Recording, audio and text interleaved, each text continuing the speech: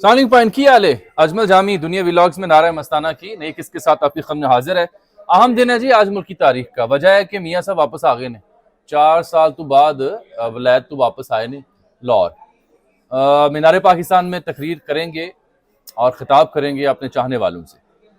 3-4 باتیں ہم آپ سے کرنی ہیں۔ نواز شریف صاحب کی تقریر کیسی ہوگی، کن موضوعات پہ کیا بات کرنے جا رہے ہیں، ایک اندازہ یا اطلاع کیا کہتی ہے، اور کیا ان کی تقریر ان کی موجودگی سے نون لیگ کا جو پنجاب میں ووٹ بینک ہے، جو ساکھ ہے، وہ بحال ہو پائے گی یا نہیں ہو پائے گی؟ کیا میاں صاحب اس ملک میں جو بحران جو ہمیں درپیش ہیں، یعنی معاشی بحران، یعنی معاشرتی تقسیم، یعنی سیاسی عدم استحکام، یعنی ہمسایوں کے ساتھ بہتر تعلقات، یعنی اکانومی کو رواں کرنا اور ان گنت دیگر مسائل، انبار ہے مسائل کا انبار، اس سے ڈیل کرنے کا کوئی فارمولا کنکریٹ لے کے آئے ہیں؟ کیا کہیں گے؟ ان کے ہمراہ کون کون ہوگا سٹیج پر، اور ان کی آج کی یہ تقریر کیوں اہمیت کی حامل ہے؟ کیا یہ محض باتیں ہوں گی یا اس میں کوئی دم خم بھی ہوگا؟ سب تو پہلا غلطی ہے یہ کہ 2 سال پہلا پاکستان کی سیاست بڑی دلچسپ ہے، کسی کو پسند آئے یا نہ آئے۔ بحیثیت ایک طالب علم سیاست کے، صحافت کے، خاکسار یہ سمجھتا ہے کہ ہر وہ سیاسی جماعت جو ووٹر رکھتی ہے، ووٹ بینک رکھتی ہے، وہ قابل احترام ہے۔ اس سے سیاسی اختلاف کھل کے کیجیے، لیکن گالم گلوچ سے نہیں، دشنام ترازی سے نہیں، کنکریٹ ایویڈنس کے ساتھ آپ بات کیجیے، اختلاف سے بات کیجیے۔ یہ جو روش ہے تقسیم کی، حلال کی، حرام کی، مسلمان کی، کافر کی، یہ سیاست یا سیاسی رہنما کو زیب نہیں دیتی۔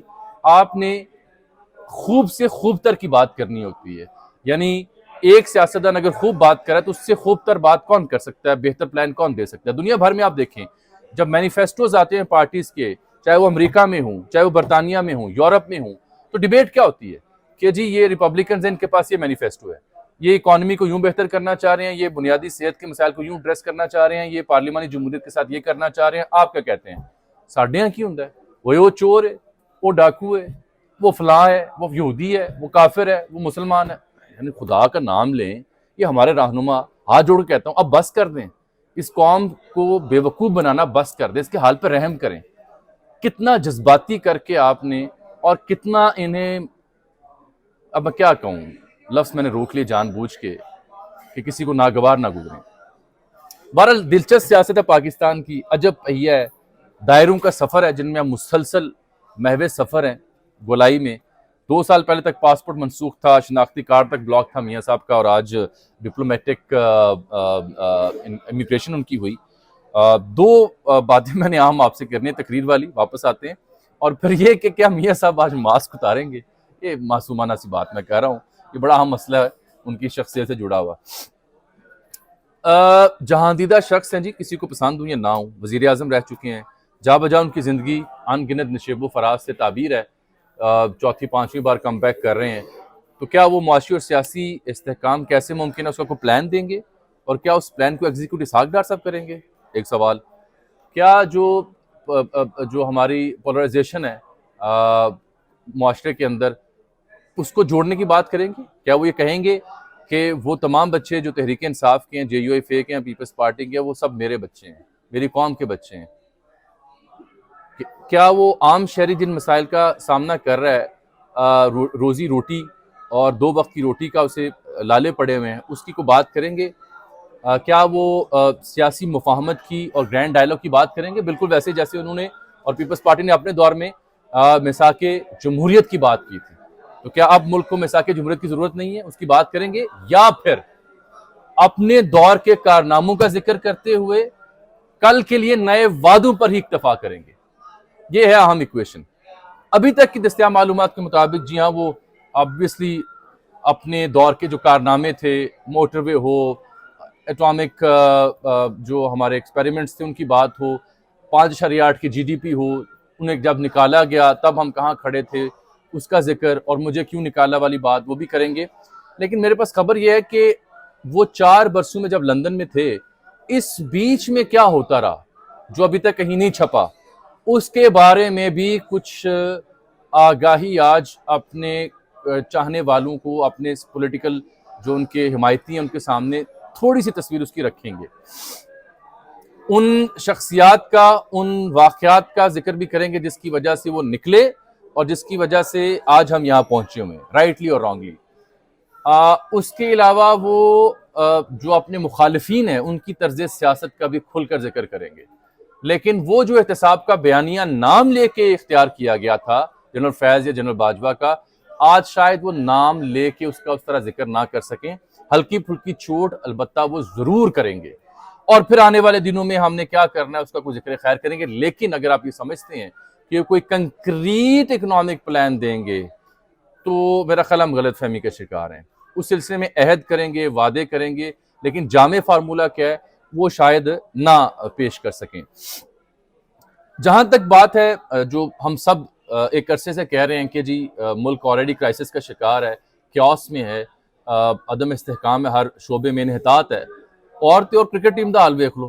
یعنی اگر ایک ملک مجموعی طور پر تنزلی کا شکار ہو تو کرکٹ ٹیم خاک پرفارم کرے گی، ان سے تو نیدرلینڈز کی ٹیم کھیل رہی ہے۔ تو میں کہنے کا مقصد یہ ہے کہ جو انحطاط ہمیں مجموعی طور پر ہر شعبے میں درپیش ہے، ڈکلائن ہمارا آ گیا ہے each and every walk of the life میں، تو اس کا حل کسی ایک سیاستدان کے پاس نہیں ہوا کرتا، اس کا ذمہ دار بھی کوئی ایک نہیں ہوا کرتا۔ یہ جو ہم سلیکٹو جسٹس کرتے ہیں نا جی، کہ نہیں جی ہر شے کا ذمہ دار عمران خان ہے، ٹوٹل غلط۔ ہر شے کا ذمہ دار نواز شریف ہے، یہ بھی ٹوٹل غلط ہے۔ ہر چیز کی ذمہ دار فوج ہے، ریاست ہے، ٹوٹلی غلط۔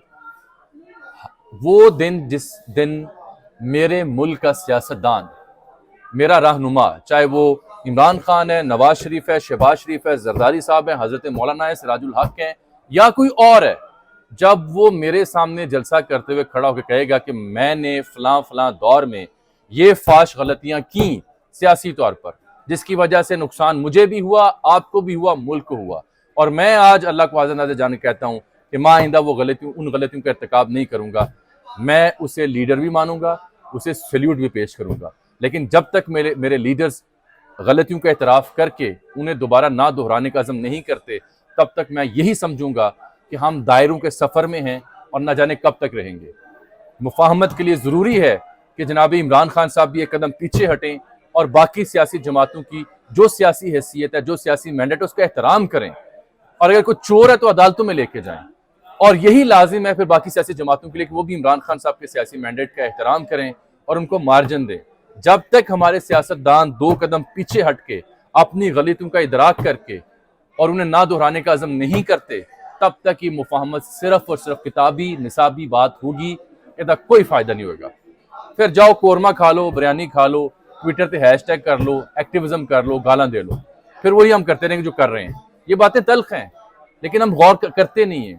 ہم اپنے بچوں کی، اپنی قوم کی دماغ کے ساتھ، نفسیات کے ساتھ کھیل رہے ہیں، اسے تباہ کر رہے ہیں، مسلسل کر رہے ہیں۔ رہ گئی بات ریاستی اداروں کی، ہر شخص اس پہ تنقید کرتا ہے اور وہ بالکل جائز تنقید کرتا ہے، لیکن انہیں دعوت کون دیتا ہے؟